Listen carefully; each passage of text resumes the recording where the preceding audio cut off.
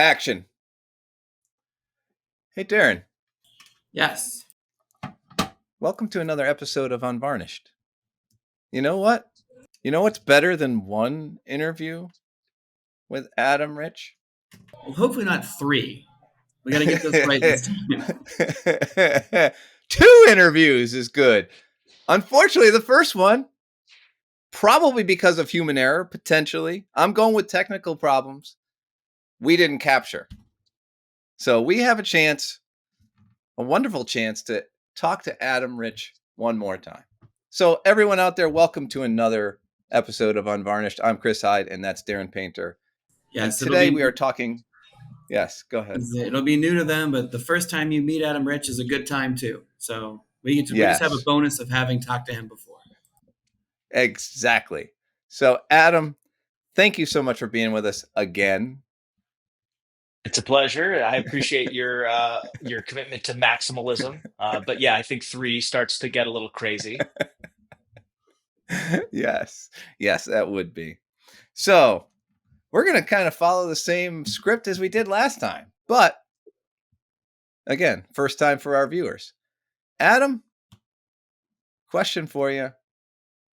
For those of our audience who aren't familiar with you, can you give us a little bit of a background of where you're at right now and how you got here? Sure. Yeah, my background is in the media industry. I founded a company called Thrillist back in 2004 and developed from a little New York City based newsletter, things to do, what to eat and drink, what's going on this weekend, into a multi-channel, multi-platform lifestyle brand that was reaching, on a good month, hundreds of millions of people. And so during that time, I learned all about how you serve an audience and how you build a team and a lot of these kind of best practice things that I'm excited to explore outside the boundaries of the media industry proper and bring to the D-Scoop audience. Yeah, so Adam, I've been a fan of Thrillist and a reader of it here in Cleveland, Ohio, for a long time. So congratulations on the phenomenal growth of that newsletter and what you've done. Thank you. For your audience in different parts of the world and different parts of the country.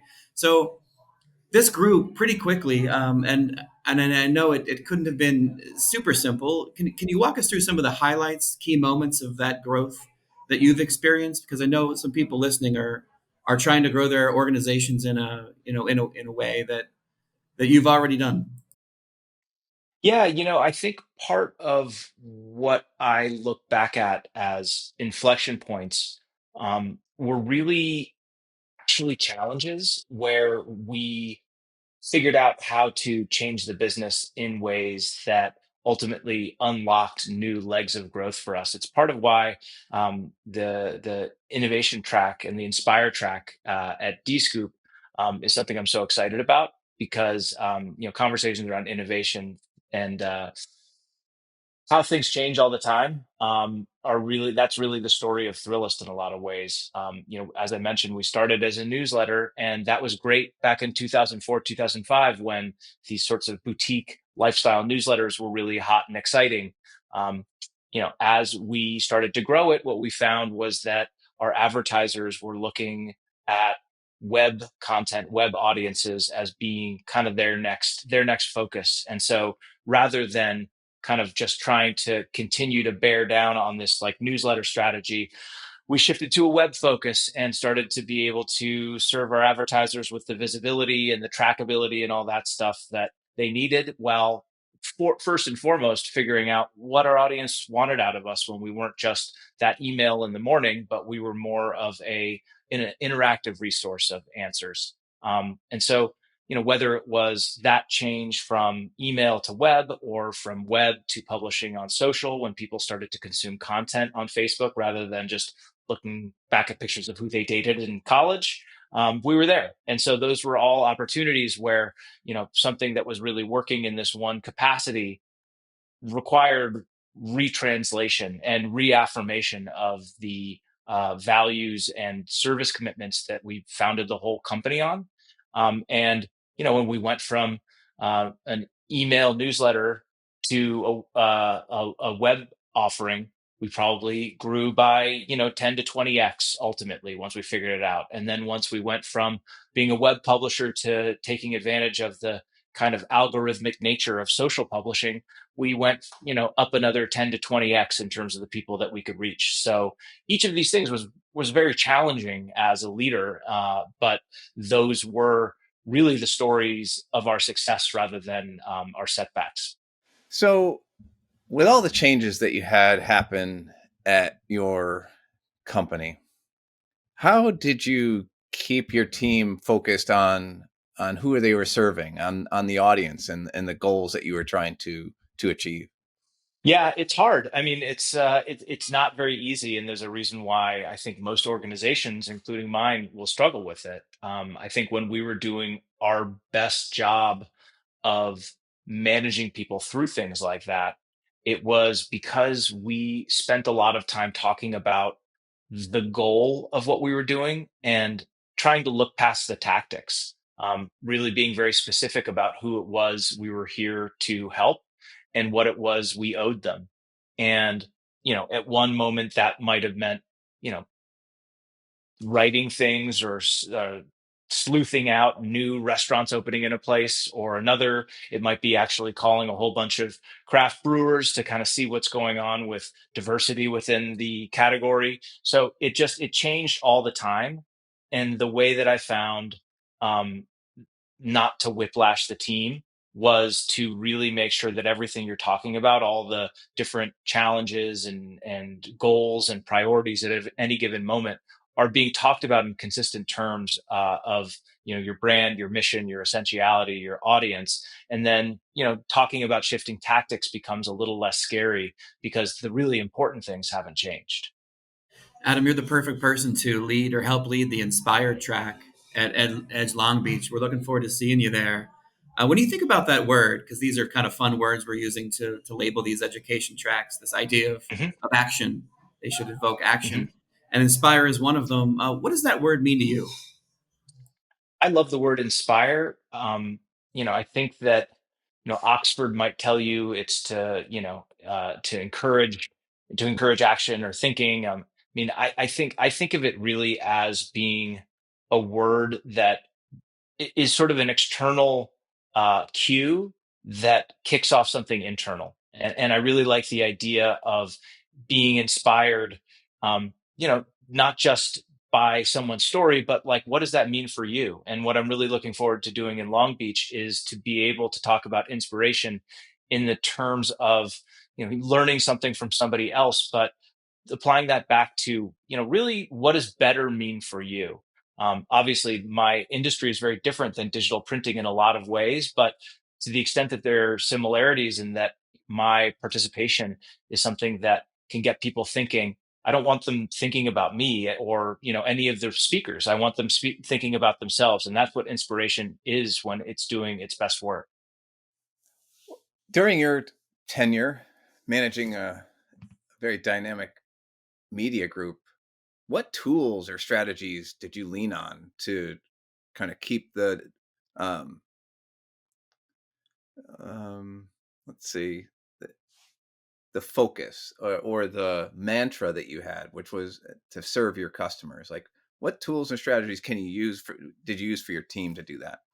Well, it was obviously hard to remain focused through all the twists and turns of being a digital brand, a digital media publication through 15 kind of turbulent years. But the idea of staying very close to the audience wherever possible was the most powerful tool that we had. In the early days, when it was me and a couple of guys in the back of an office that we were lucky enough to squat in, we were very close to the demographic we were serving of sort of post college people trying to get the most out of a city with their limited time and money, because that was us. And so, it was very easy to figure out whether we were doing good work because we would just sort of look around and say, is this any good? Like, what are we doing here? Do we like this? And, it was like, yay, nay. And, that kind of questioning culture was something that we carried forward and was really helpful once, like, I mean, at least I started to kind of age out of that, being able to know the audience well enough, know the people that you're serving well enough to do so with empathy and to have a basic understanding of what they woke up thinking about, what their fears are, what their goals are. And I think that idea of being really, really clear and rigorous about who your audience is and what matters to them is the key to any kind of business success. Adam, one of the tools today that printers are trying to sink their teeth into is AI, something that I know you've explored, used, thought about, and are now helping your clients as an advisor use. What can you tell us about AI in 2025 that's important? How can print businesses really use it effectively? Yeah, I think that AI is at a really exciting place. I think that for people that are afraid that it's going to, take over their world and bankrupt everybody, like it's kind of not there. It's not there yet. We're not living some Skynet bleak future. But I think what it is a really powerful force multiplier on insight, creativity, and empathy, the kinds of things that any good leader or business owner should have. And it's a way to make the writer into an editor, the editor into a leader. So to sort of take that initial kind of effort and at least certainly in information work, make it so that you're not having to be in the weeds doing the thing. It basically is the hands on the keyboard for you. And it's sort of like a tireless, semi-bright employee. At least that's kind of where it is right now. You mentioned, or you have a title for your track or your session at Edge Long Beach, and it's called Honesty, Listening, and Other Terrifying Strategies for Building Tomorrow's Workforce. Sure. Yeah. I mean, it was always kind of scary and humbling to me to realize again and again that those were the things that helped me succeed and help my teams grow and help my company move forward. But honesty, listening, these are things that really require a degree of comfort with not being in control, or at least accepting that you're not in control, because it's not like anybody really ever is completely. So that idea of, owing people the truth, of being open to the fact that they hold truths that you need to listen to. All of these things represent kind of a top down letting go that is really crucial when we talk about not just inspiration, but the area that I am excited to focus on is around building resilience in your team and modern workforces. And the fact of the matter is that it was always a good idea to be honest. It was always a good idea to listen, but the business landscape is changing so fast right now that if you're not doing those things, you kind of can't keep up with some kind of parochial top-down mandate because you're going to be wrong too quickly. I'm just curious, how do you give me an example of what you mean by resilience? Well, it's the thing of like taking a setback and continuing to push and to come back at it and not just miserably grind, but have the resilience of spirit. I think that it's a really, really hard thing to inculcate in a team, but because we all feel the setbacks really personally, and it's impossible to expect that someone's going to get that bad news and like feel great about it and feel like their energy is immediately redoubled. Like that's kind of not realistic.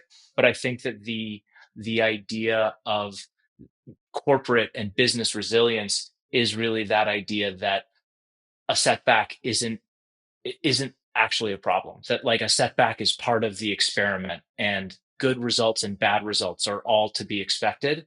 And I think that does a lot to move people closer to resilience. And do you feel most leaders have resilience themselves to be able to pass that on to those that they're shepherding? Yeah, right. Doctor, heal thyself, right? Um, no, I think most leaders don't. I think most people don't do this at any level in the org chart, And what I'm hoping is that we can get together in Long Beach and talk about, how to do that better and share tips and experiences, and to the extent that any of us have had success with it, make that into everybody's success and make that into something that we can all walk away the better for.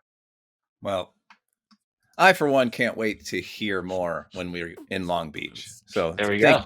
thank you so much for your time today. My pleasure, guys.